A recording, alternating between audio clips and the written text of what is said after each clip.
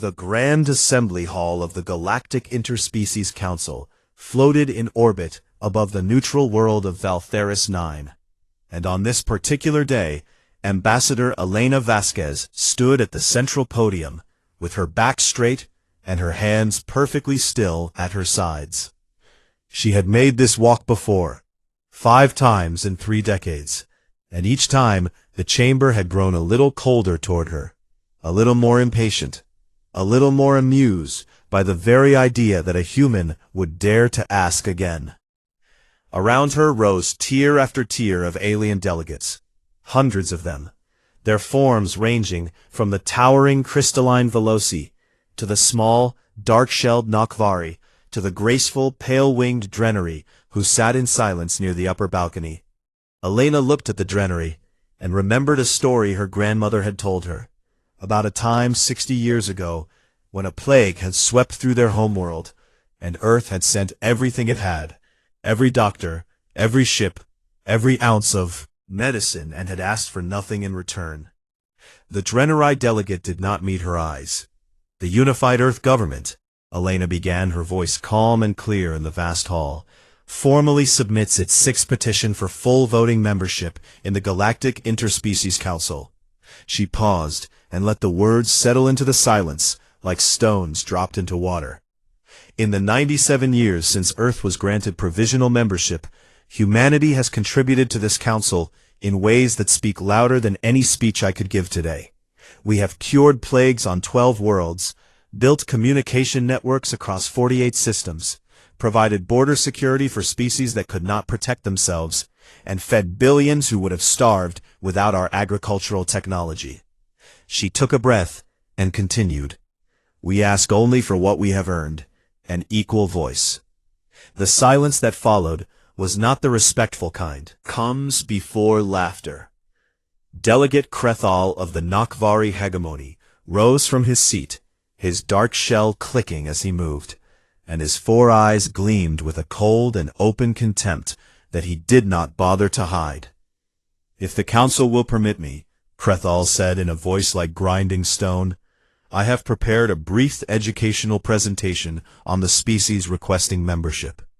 High Arbiter Zorath Veltan, the towering Veloci elder who chaired the council, waved one of his long crystalline arms in a gesture of permission, and Elena felt something tighten in her chest because she knew what was coming. A holographic display flickered to life above the center of the chamber, and what played was not an educational presentation, it was a mockery. Image after image showed humans in their worst light, stumbling, falling, breaking bones from heights that would barely scratch an alien child, crying from pain, aging and wrinkling and dying in what the galaxy considered an embarrassingly short lifespan.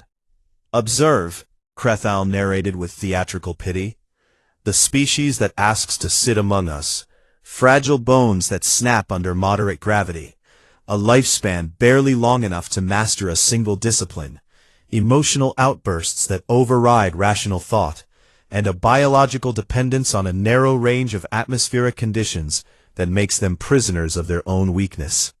The chamber began to laugh. It started with the Nokvari delegation, a harsh clicking sound, and then it spread, warbling from the Olwathi, a high whistling from the Helix Accord species, deep rumbling from the Kethari, and on it went, until the entire Grand Assembly Hall was filled with the sound of alien laughter directed at the single human standing alone at the podium. Elena did not move. She stood there and let it wash over her like a wave. And she watched carefully, because she wanted to see who laughed and who stayed silent and who looked away. The Drenari looked away. The Olwathi Star Communion, whose refugee ships Earth had sheltered for a decade, laughed openly. The Helix Accord, whose people Earth had fed during 3 consecutive famines, did not even have the decency to look uncomfortable. High Arbiter Veltan finally raised a hand, and the laughter faded. But he did not reprimand Krethal. He did not apologize to the human ambassador, and he did not acknowledge that anything inappropriate had occurred. Instead, he leaned forward, his crystalline face catching the light of 1,000 stars through the chamber's observation dome. And he spoke in a tone that one might use with a persistent child who simply would not stop asking for a treat. Ambassador Vasquez, the Council appreciates Earth's continued enthusiasm, but perhaps, and I say this with genuine care for your species, perhaps in another century, when the humans have matured beyond their impulses, this petition might find more favorable consideration. More laughter, softer this time, like an audience enjoying the final line of a good joke. Elena looked at the arbiter for a long moment, and something shifted behind her eyes. Not anger, not sadness, but something far more dangerous, a calm and absolute certainty. She gathered her documents from the podium with steady hands, each movement precise and unhurried, and she placed them into her case and sealed it with a quiet click. Then she leaned into the microphone one final time. "Earth acknowledges the Council's position," she said, and her voice carried no emotion at all, which somehow made it more terrifying than any shout could have been. "We will respond accordingly." She turned and walked toward the exit, her footsteps echoing in the sudden quiet, and behind her the delegates exchanged confused glances because they had expected her to argue, to plead, to make another desperate case for why humans deserved a seat at the table. They had not expected her to simply leave. By the time the chamber doors closed behind her, most of the delegates had already moved on to the next agenda item. They did not know that they had just witnessed the last time a human would ever stand in that hall. Aboard her shuttle, Elena removed the diplomatic pin from her collar and set it on the console beside her, and she opened a secure channel to Earth, not to the diplomatic corps, not to the foreign ministry, but directly to Director Cale Morrow at the Unified Defense Directorate in Geneva. "It's done," she said, and her voice was very quiet. "They laughed, Cale. Every single one of them laughed. And the ones who didn't laugh said nothing, which was worse." Morrow sat in his office, 600 light-years away, and he closed his eyes for just a moment, because he had hoped, truly hoped, that it would not come to this. "You're certain?" he asked. "I am certain." Elena replied, "Activate Prometheus." Morrow ended the call and sat alone in the dark of his office, the weight of what he was about to do pressing down on him like the gravity of a dying star. He opened a file on his console, one that had been updated every year for the past 40 years, one that carried the highest classification Earth had ever created, one that bore a simple label, Prometheus Contingency, authorized personnel only. He read through it one final time, not because he needed to, but because he wanted to be absolutely sure that what he was about to unleash was justified. Then he placed his palm on the biometric scanner and spoke the authorization code, and a single message was transmitted simultaneously to every human installation, colony, ship, outpost, research station, hospital, embassy, and trade office across the entire galaxy. The message contained only one word: sovereign. And with that one word, everything changed. Grand Assembly Hall. The Council continued its meeting, debating trade tariffs and mining rights and all the small, comfortable business of a galaxy that believed it would go on forever exactly as it was. They had no idea that the species they had just laughed at, the fragile, short-lived, emotional humans, had spent 40 years preparing for this exact moment. They had no idea that within 72 hours, every treaty that held their comfortable galaxy together would be nothing more than worthless words on forgotten screens. They had no idea that they had just made the worst mistake in the history of the Galactic Interspecies Council. But they would learn. Oh, they would learn very soon. The word sovereign arrived on every human screen across the galaxy at the exact same moment, and for a few seconds, nothing seemed to happen. But beneath the surface, a machine that had been built over 4 decades began to move with a speed and precision that no alien species could have imagined. On Titan, in the massive shipyards that orbited Saturn's largest moon, Fleet Admiral Yuki Tanaka read the message and set down her tea without a word. And then she pressed a button on her console that connected her to every captain in the United Earth Navy simultaneously. "This is Admiral Tanaka," she said in a voice as steady as steel. "Prometheus is active. All vessels begin recall protocols immediately. No exceptions, no delays, and no explanations to our hosts." On Earth, in a laboratory buried deep beneath the Swiss Alps, Dr. Osei Mensah received the message and removed his glasses and cleaned them slowly, which was something he always did when he was thinking very carefully.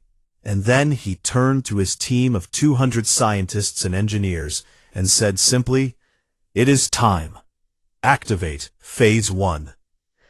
And in a quiet office in Moscow, Trade Minister Alexei Gorin read the word sovereign and allowed himself a small, cold smile, because he had spent 20 years turning Earth's economy into a weapon that no one had ever recognized as dangerous. The first 6 hours were about paperwork. Earth's legal teams, thousands of lawyers across dozens of worlds, simultaneously filed formal notice of withdrawal from every single agreement humanity had ever signed with any alien species or governing body. There were 2,316 of them.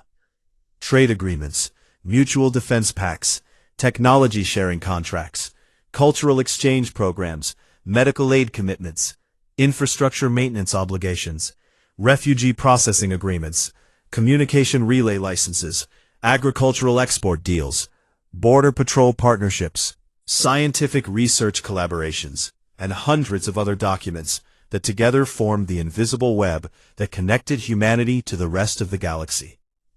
Every single one of them was voided in a matter of hours. The legal language was perfect, airtight, without a single flaw or loophole that any alien court could exploit. And when the first council lawyers began reviewing the documents, they realized something that sent a chill through their bones. These withdrawal papers had not been written in a rush.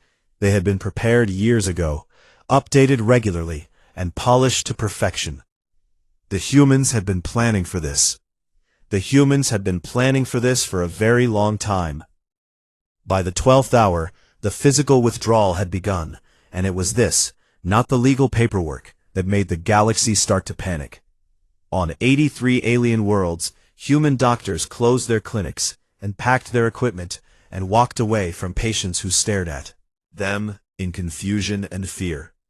Human engineers shut down water purification plants they had built, power stations they had designed, atmospheric processors they had installed, and transport networks they had maintained. Human teachers left schools, human peacekeepers left conflict zones, human aid workers left refugee camps, and on every single world, the humans said the same thing when asked why they were leaving. Ask your council. Trade Minister Gorin waited until the 24th hour to make his move, and when he did, the galaxy learned something terrifying about the species it had mocked.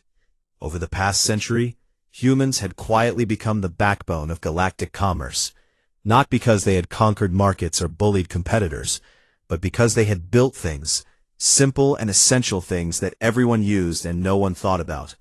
The interstellar banking system that processed trillions of credits every day. Humans had designed it. Quantum communication relays that allowed instant messaging across thousands of light years.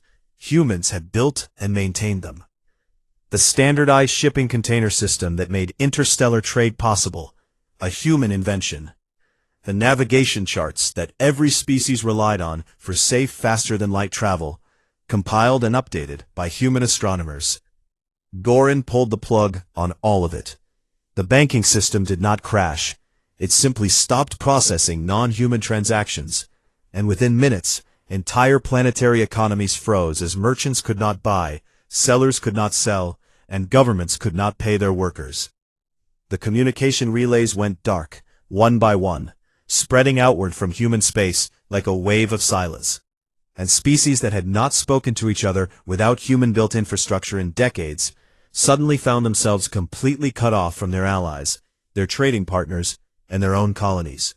that depended on human navigation data became dangerous overnight, and cargo vessels that had traveled those lanes safely for generations now refused to fly without updated charts. By the 48th hour, the Nakvari hegemony discovered the true cost of their delegates' laughter. For 30 years, as part of what the Council called a goodwill contribution, human ships and sensor stations had been monitoring 40% of the Nakvari border, the long, dangerous frontier that faced the lawless regions of the outer galaxy, where pirate fleets and rogue factions lurked in the dark between stars.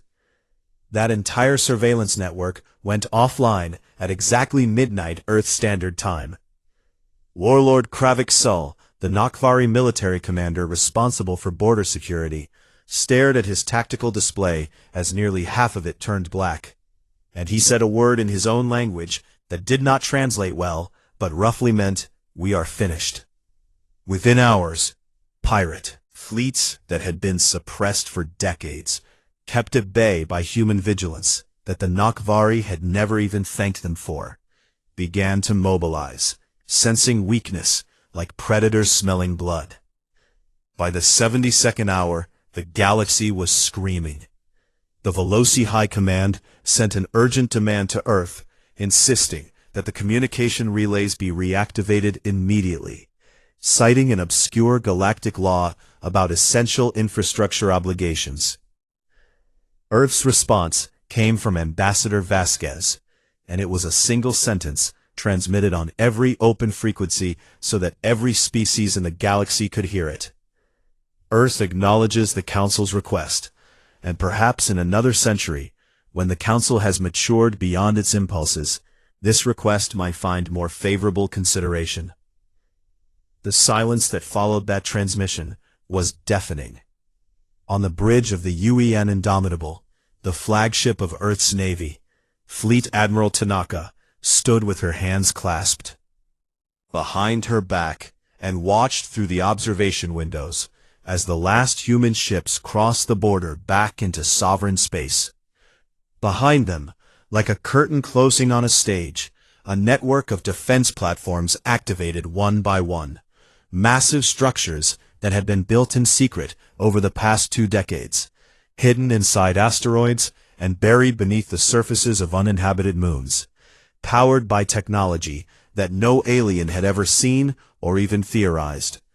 Each platform hummed with energy that registered on alien sensors as something impossible, something that should not exist, and intelligence officers across the galaxy scrambled to understand what they were looking at. They could not understand it, because the humans had been hiding their true capabilities for a very long time. Dr. Mensah contacted Tanaka on a secure channel from his laboratory on Titan, and his voice carried the quiet excitement of a man who had spent his entire life building something extraordinary, and was finally being allowed to show it to the world. "Project Prometheus Phase 2 is ready, Admiral," he said. "The stars will not know what hit them." Tanaka looked out at the defense platforms glowing in the darkness of space like a wall of cold fire, and she allowed herself one small nod. "Good," she said, "because they are going to come knocking very soon, and when they do, I want them to understand something. Earth is not asking anymore." Across the galaxy, in the grand assembly hall that now felt strangely empty without its human delegation, High Arbiter Veltan sat alone in the dark and stared at the growing list of crises flooding his console. Economies collapsing, borders failing, communication networks dying, famine warnings, pirate attacks, and 100 other fires that had all started burning at the exact same moment. And for the first time in his very long life, the ancient Veloci elder felt something he had never felt before. Afraid of humans. 3 months after the humans left, the galaxy finally understood what it had lost, and the understanding came not as a single moment of clarity, but as a slow and terrible bleeding, a wound that deepened with every passing day. On the Drenari homeworld of Aethys, Envoy Thesara Dwin stood in the largest hospital on the planet, and watched the lights flicker for the 3rd time that morning. The medical systems were failing, not dramatically, not all at once, but slowly, quietly, in ways that the Drenari doctors could not fix, because they had never truly understood the technology in the first place. 60 years ago, when the Drenari wasting plague had killed millions and threatened to wipe out their entire species, human doctors had arrived with a cure that no one else in the galaxy had been willing to develop. And they had not just cured the plague, they had rebuilt the entire Drenari medical infrastructure from the ground up, installing biotech systems so advanced and so reliable that the Drenari had simply stopped training their own biomedical engineers. Why would they, when the humans maintained everything for free? Now the humans were gone, and the maintenance updates had stopped, and the systems were beginning to drift out of alignment in ways that Drenari scientists could not correct. And Thesara felt a shame so deep it made her bones ache. She remembered sitting in the Grand Assembly Hall 3 months ago, remembered the laughter, remembered the way Krethal had mocked the humans, and the way the Arbiter had dismissed them like children. And most of all, she remembered her own silence, the way she had sat there, with her wings folded tight against her back, and said nothing, absolutely nothing, while the species that had saved her people was humiliated in front of the entire galaxy. She had told herself it was politics, that speaking up would have damaged the Drenari's standing with the major powers. It was not her place to interfere. She had told herself many things, and none of them helped her sleep at night. Far across the galaxy, the Nakvari hegemony was burning. Not literally, though some of their border stations were indeed on fire. The real burning was the collapse of order along the frontier that humans had quietly guarded for decades. Warlord Kravik Sol stood on the command deck of his flagship and stared at a tactical map that looked like a nightmare, with red markers showing pirate incursions, rebel attacks, and unauthorized fleet movements spreading across Nakvari space like a disease. 3 pirate armadas had formed in the lawless outer regions within weeks of the human surveillance network going dark. And they were not small operations. These were organized, well-armed fleets that had been held in check only by the constant vigilance of human sensor stations and patrol ships. Now those stations were cold and empty, and the patrol ships were gone, and the pirates had poured through the gaps like water through a broken dam. Sol had been forced to pull his offensive fleets back from their forward positions to defend trade lanes and colony worlds, which meant that the hegemony's military posture, the very thing the Nakvari prided themselves on above all else, had collapsed from aggressive to defensive in less than 90 days. He thought about Delegate Krethal and his stupid propaganda video, and he thought about how one moment of cruelty in a fancy hall had cost the hegemony more than any war in living memory. The Ulwathi Star Communion had tried a different approach. Rather than accepting the loss, their best scientists had attempted to reverse engineer the human communication relay technology so they could rebuild the network themselves. They failed completely. After 2 months of study, the lead Ulwathi researcher, a being with 6 brains and the highest scientific honors species could award, held a press conference and admitted publicly that they could not understand how human quantum lattice networking worked. The principles are beyond our current theoretical framework, he said, and the admission sent shockwaves through the galaxy, because the Ulwathi were considered the most scientifically advanced species in the Council. And if they could not understand human technology, then no one could. The galaxy had spent a century calling humans primitive, and now it was learning that the primitives had been holding back. The Council held an emergency session, and it was nothing like the confident laughing assembly of 3 months ago. This was a room full of frightened beings shouting over each other while their worlds crumbled. High Arbiter Velton tried to restore order, and proposed sending what he called a firm diplomatic reminder to Earth regarding its obligations to the galactic community. Immediately. Obligations? screamed the delegate from the Menarai Republic, a small amphibian species whose entire water purification system had been built by human engineers. What obligations do they have to us? We laughed at them. We sat in this very chamber and laughed at them while they asked for basic respect. And now you want to talk about their obligations?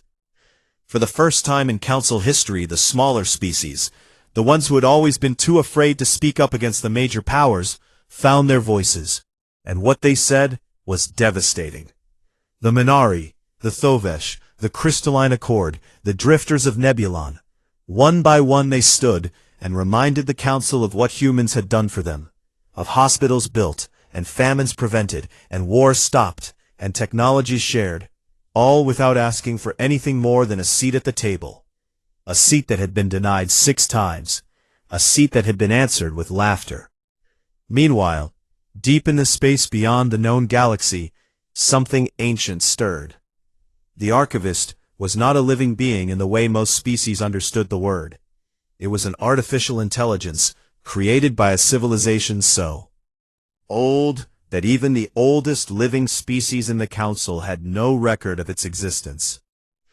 It had been drifting in the void for millions of years, watching, recording, cataloging the rise and fall of civilizations, and it had been awakened 3 years ago by human deep space probes that had traveled farther into the unknown than any other species had ever dared to go.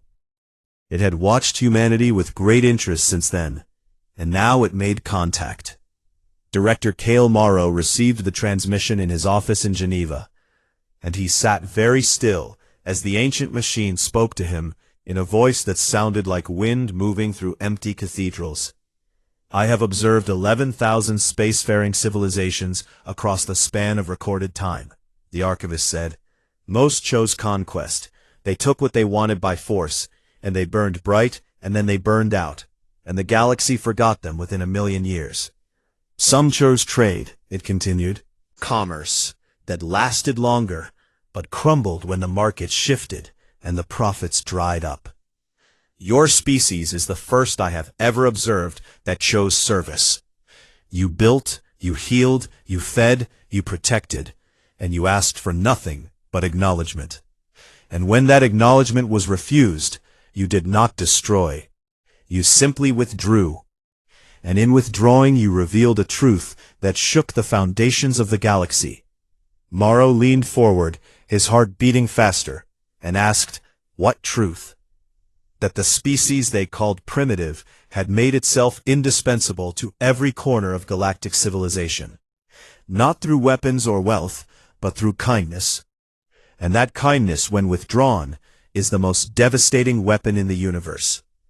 Back in human space, Earth was not suffering, it was thriving.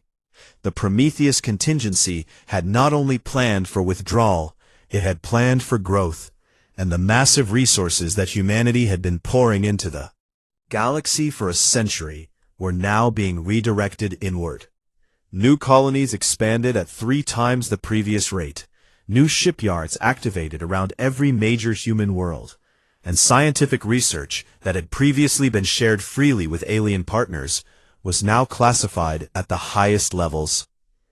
Alien intelligence agencies picked up whispers of something called Project Asclepius and something else called the Forge Initiative, but no one could discover what they were, because human security was suddenly and terrifyingly impenetrable. When Envoy Thesara Dwin finally arrived at Earth's border with a diplomatic delegation, she was met by Ambassador Elena Vasquez aboard a human station. And Elena was polite and professional and absolutely immovable. Thesara, her wings trembling with emotion, spoke from the heart. The galaxy needs you, she said. My people need you. We were wrong, Elena. We were so wrong, and I am sorry for my silence. Drenari envoy for a long moment, and there was sadness in her eyes, but no weakness. The galaxy had us, Thesara, she replied. It had us for nearly a century, and it laughed. Thesara looked past the ambassador through the station's massive observation window, and what she saw there made the blood drain from her face. Ships, hundreds of them, stretching across the darkness of space in formations that spoke of incredible power. And every single one of them was a design she had never seen before, sleek and dark and humming with an energy that made her instincts scream. The humans had not just been serving the galaxy all these years. They had been preparing. And now, the Sara realized with a terror that went deeper than bones, the galaxy was about to find out what humanity looked like when it stopped being kind. 6 months after the withdrawal, Captain Rem Delacroix sat alone in the cockpit of his patrol ship near the edge of human space and listened to a distress signal that would haunt him for the rest of his life. The signal came from a Drenari colony ship, a large civilian transport carrying over 8,000 refugees fleeing the chaos that had consumed the outer systems since Earth pulled its peacekeeping forces out, and it was under attack by a pirate fleet that had grown bold in the absence of human patrols. He could hear them dying. The screams came through the open channel in bursts of static, mixed with the sound of explosions and tearing metal, and Ren's hands gripped the controls of his ship so hard that his knuckles turned white, because his ship was fast and well-armed, and he could reach them in 11 minutes. But his orders were clear. Do not engage. Do not cross the border. Do not intervene in non-human affairs. He sat there for 47 minutes and listened as the screams grew fewer and quieter, and then finally stopped. And when it was over, he turned off the communication channel and stared at the stars, and felt something inside him break. This was the cost of Earth's withdrawal, and it was not a number on a report or a statistic in a briefing.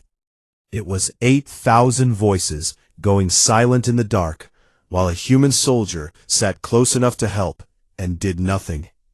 600 light-years away, Secretary General Amara Obi knew that stories like Ren's were happening across the border every day, and the knowledge was destroying her from the inside out.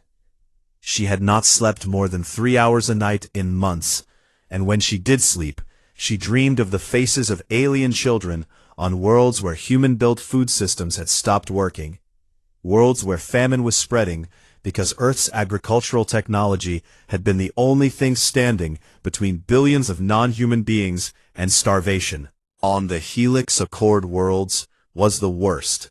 12 billion beings had been fed by human-designed farming systems, and without maintenance and seed shipments and technical support, those systems were failing. And the projections on Obi's desk said that millions would die within the year if nothing changed. Earth's public opinion was fracturing under the weight of it. A growing faction led by younger politicians argued that Earth had made its point. The galaxy understood now what humanity was worth, and it was time to go back, to rejoin the Council, to accept full membership that would surely be offered now, and to start helping again, because that was who humans were.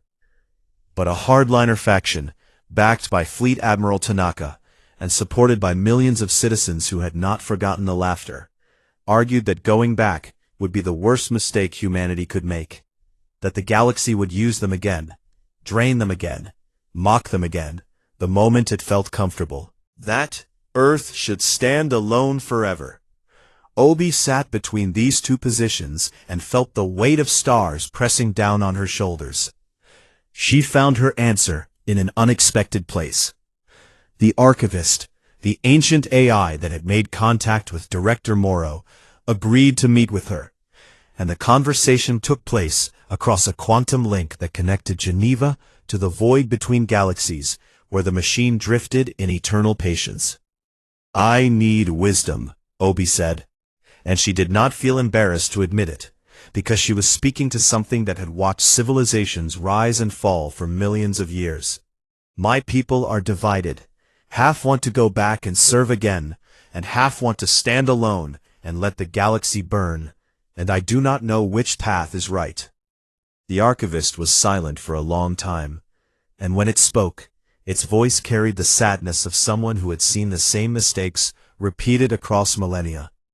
"Of the 11,000 civilizations I have observed, It said, "Those who gave without demanding respect were eventually consumed. Their generosity was mistaken for weakness, and they were devoured by the very species they had helped. But those who isolated completely, who built walls and turned inward and refused to engage with the galaxy around them, they stagnated, they grew rigid, they forgot how to adapt, and eventually they crumbled from within, and the galaxy forgot they had ever existed." The answer, Secretary General, is neither servitude nor solitude. It is something your species has always understood, but never practiced among the stars. "And what is that?" Obi asked. "Sovereignty with compassion," the archivist replied, "offered on your terms, never theirs. You help because you choose to, not because they expect you to, and the moment they forget that it is a choice, you remind them." Obi closed her eyes and felt something settle inside her chest. Not peace exactly, but clarity, which was close enough. While Obi wrestled with the future of human policy, the present delivered a crisis that forced the galaxy's hand. High Arbiter Veltan, facing a no-confidence vote from the Council's smaller members, and watching his authority crumble by the day, made a desperate and foolish decision. He proposed forming a military coalition to force Earth back into compliance with its old treaty obligations. It was madness, but fear makes people do mad things, and Veltan was very afraid. Most of the council refused immediately. The Drenari walked out of the session. The Minari Republic threatened to leave the council entirely, and even species that had no love for humans wanted no part of a military confrontation with a species that had revealed capabilities no one had known existed. Only the Nakvari agreed, because the Nakvari respected nothing except strength, and they had not yet learned how strong the humans truly were. Delegate Krethal, the same one who had played the mockery video 6 months ago, convinced the hegemony that a show of force would bring the humans to heel, and Warlord Kravik Sul, despite his own doubts, assembled a fleet of 300 warships and pointed them at the human border. Fleet Admiral Tanaka received the intelligence report and read it twice, and then she set it down and picked up her tea and took a long, slow sip. "Activate the Forge Initiative," she said. The Forge Initiative was the crown jewel of Project Prometheus, a network of automated defense stations that had been hidden throughout the border region, buried inside hollowed-out asteroids and concealed beneath the surfaces of dead moons. Each one powered by a miniaturized star core reactor that generated more energy than the entire Nakvari fleet combined. When the Nakvari Armada crossed into the buffer zone between their space and human territory, alive, 300 warships, the pride of the Nakvari military, each one bristling with weapons that had conquered dozens of worlds, suddenly found themselves unable to move. Gravitational anchors, technology that the galaxy did not even know was theoretically possible, locked every ship in place like insects frozen in amber. The Nakvari crews panicked, firing their engines at maximum power, but they might as well have been trying to push a planet. The anchors held them with a force that was absolute and effortless and terrifying in its casual power. And then a message played on the bridge of every single Nakvari ship, delivered in a calm human voice that carried no anger, no pride, no gloating. Just a simple and devastating statement of fact. Earth does not wish conflict. You are free to leave, and you are not free to advance. The anchors released, and the Nakvari fleet drifted backward, and not a single shot had been fired. Kravik Sul sat on his command deck and stared at his readings, and understood with perfect clarity that the humans could have destroyed his entire fleet without effort, that they had held 300 warships in their grip like toys, and then gently set them down, and that this restraint was not weakness. It was a message. The message was simple. We could end you, and we choose not to, and you should think very carefully about what that means. Sul went home and staged a coup within the week, not against the hegemony itself, but against Delegate Krethal, the fool whose mockery had started everything, and whose arrogance had nearly led the Nakvari into a war they could never win. Krethal was removed from power and exiled to a mining colony on the edge of Nakvari space, and no one mourned his departure. Secretary General Obi watched all of this unfold and knew that the moment had come. She addressed humanity in a system-wide broadcast. Every ship, every station, every human ear in the galaxy heard her voice. "We left because we were laughed at," she said, "and that was right. No species should accept mockery in exchange for service, and we will never accept it again. But we did not leave because we stopped caring. We left because caring without dignity is not generosity, it is slavery, and we are no one's servants. Today I announce the Terran Doctrine. Earth will not rejoin the Galactic Interspecies Council, not now and not ever, but we will not stand alone either.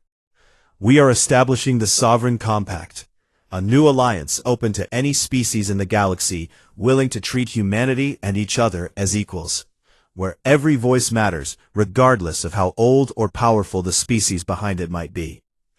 We will share our knowledge, our technology, our compassion, and our strength, but only with those who offer the same in return. We will not beg for a seat at their table," said, and her voice rang with a quiet fire that burned brighter than any star. "We have built our own." Across human space, billions of people listened, and they did not cheer or shout. They simply stood a little taller. And across the galaxy, in the halls of power and the depths of despair, 100 species heard those words and began to wonder if maybe, just maybe, they had been sitting at the wrong table all along. 1 year after Earth walked out of the Grand Assembly Hall, the galaxy looked nothing like it had before, and the being most responsible for this transformation was not a general, or a politician, or a scientist. It was a quiet Drenari envoy named Thesara Dwin, who had carried her shame across the stars and turned it into something extraordinary. Thesara stood before the founding assembly of the Sovereign Compact, held aboard a massive human station called New Dawn that orbited a golden star at the edge of human space. And she spoke to a room full of delegates from 17 species who had come to sign the most important document the galaxy had ever seen. "My people were dying," she said, and her wings shimmered with emotion as she spoke. "And the humans saved us. They crossed the stars with medicine and doctors and hope, and they asked for nothing except the chance to help. And when the galaxy mocked them for their kindness, I sat in my chair and said, 'Nothing.'" She paused and looked at Ambassador Elena Vasquez, who sat in the front row with her hands folded in her lap and her eyes glistening. "That silence was the greatest shame of my life," Thesara continued, "and I have spent the last year trying to earn the right to speak again. Today, on behalf of the Drenari Collective, I sign this compact, not because we need protection, though we do, and not because we need technology, though we do, but because we need to stand beside the species that stood beside us when no one else would." She pressed her palm to the document, and the Drenari Collective became the first major species to join the Sovereign Compact. And the room erupted in applause that mixed human clapping with alien sounds of joy and approval from a dozen different worlds. The response to the compact had stunned even the most optimistic humans. Within the first month, 17 species had signed on, not just the small and desperate ones, mid-tier powers who had watched the council crumble and decided they wanted something better. The Minari Republic joined on the second day, and their delegate gave a speech so passionate that it was broadcast across 300 worlds. The Thovesh Syndicate joined on the 5th day, after their parliament voted unanimously, which had never happened before in their entire history. The Crystalline Accord, the Drifters of Nebulon, the Vathi Trade Federation, and 11 others followed in rapid succession, and each one brought something to the table. Resources, knowledge, culture, perspective, creating a mosaic of cooperation that made the old council look like a dusty relic of a darker age. The compact was built on a single, unbreakable rule. Every member has an equal voice, regardless of age, size, or power. There were no provisional memberships, no centuries-long waiting periods, no tiers of privilege based on how old your civilization was or how many ships you had. If you signed the compact, you were equal, and that was that. It was such a simple idea that many alien philosophers wondered why no one had thought of it before, and the answer, of course, was that someone had thought of it. Humans had, and they had been laughed at for suggesting it. The archivist made its decision shortly after the compact was established. The ancient AI, which had observed 11,000 civilizations and had never once intervened in the affairs of any of them, transmitted a message to Secretary General Obi that left her speechless for several minutes. I am offering the complete archive of galactic history, every civilization, every technology, every discovery, every mistake made across millions of years, exclusively to the Sovereign Compact, the archivist said. I have waited 11,000 civilizations for one worthy of this gift, and I believe I have finally found it. The knowledge contained in that archive was beyond measurement.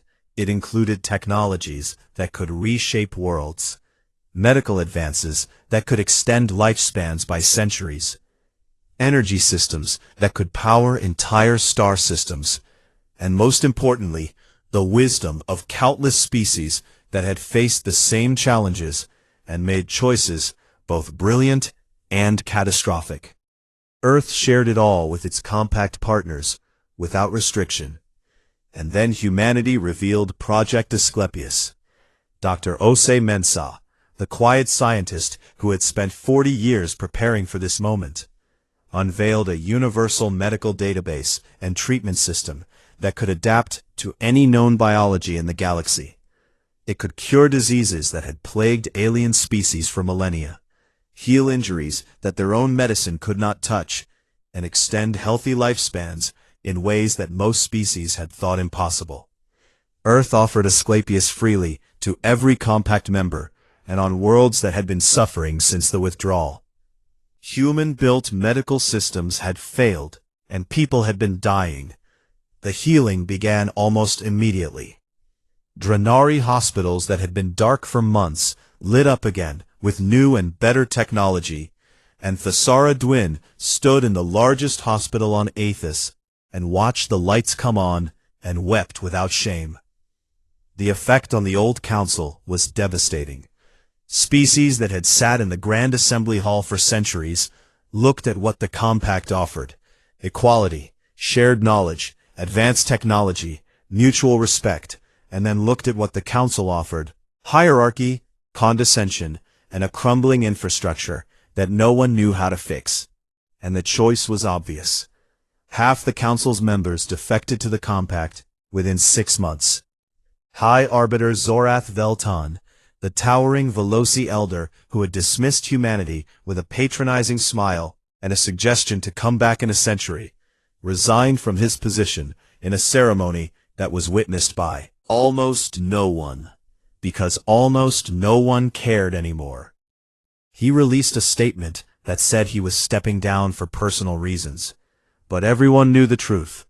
The truth was that he had underestimated a species so badly that his name would be synonymous with arrogance for generations to come.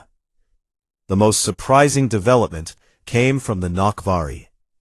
Warlord Kravik Sul, who had overthrown Krethal and taken control of a hegemony that was battered and humbled by border wars and economic collapse, did something that no Nokvari leader had ever done. He petitioned to join the Sovereign Compact. The petition was accepted, but with a condition that made the entire Nokvari military establishment tremble. They were required to formally and publicly renounce the ideology of species supremacy that had defined Nokvari culture for 1,000 years. Sol signed the renunciation document personally, in front of cameras broadcasting to every Nokvari world. And when asked by a reporter how it felt to abandon 1,000 years of tradition, he gave an answer that became one of the most quoted statements in galactic history. 1,000 years of tradition told us we were the strongest, he said, and then a species we called weak held our entire fleet in its hand and chose to let us go. Tradition was wrong, and it is time we were brave enough to admit it. Ambassador Elena Vasquez was appointed as the first chair of the Sovereign Compact by unanimous vote of all member species. On the day of the inaugural full assembly, she stood at the central podium of the New Dawn station and looked out at representatives from dozens of worlds, beings of crystal and shell and wing and light, all of them looking back at her not with laughter, not with contempt, but with something she had never seen directed at a human in a galactic assembly before: respect. She thought about the last time she had stood at a podium like this, in the old assembly hall, where the laughter had echoed off the walls, and the silence of allies had cut deeper than any mockery. She took a breath and opened the session. This compact was not born from anger, she said, though we had every right to be angry. It was not born from revenge, though there were those who wanted it. It was born from a simple truth that humanity learned long ago on a small blue world orbiting an unremarkable star in an unfashionable corner of the galaxy. She paused and let the silence build, and this time the silence was warm. That strength is not measured by how loudly you roar, but by what you build when the roaring stops. The assembly rose to its feet, every delegate, every species, every voice, and the sound that filled the hall was not laughter, but something far more powerful.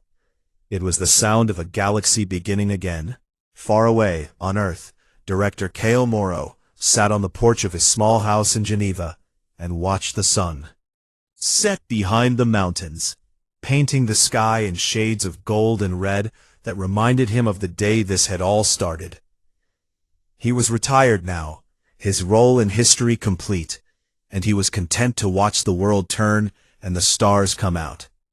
His communicator chimed softly, and he picked it up and read a message from the archivist, the ancient machine that had watched civilizations burn and fade for millions of years. The message read, "Of all the civilizations I have watched rise and fall, yours is the first I believe will endure, not because you are the strongest, and not because you are the smartest, and not because you have the best technology, though by now you probably do, but because when the universe laughed at you, you did not seek to burn it down. You built something better, and then you invited everyone to share it, even the ones who laughed." Morrow smiled and set the communicator down on the arm of his chair. He leaned back and watched the stars come out, one by one, and each one seemed a little brighter than before, not because anything had changed about the stars themselves, but because for the first time in a very long time, a man could look up at the sky and know that humanity's place among them was no longer a question. It was an answer. And the answer was written not in weapons or wars or treaties or demands, but in hospitals that healed, and farms that fed, and ships that protected, and hands that reached out across the darkness between worlds, and said the simplest and most powerful thing any species had ever said to the universe: "We are here, and we will help, but only if you let us stand beside you, never beneath you." The stars burned on, and the galaxy turned, and for the first time in 11,000 civilizations, the archivist powered down its observation systems and rested. It had finally found what it was looking for.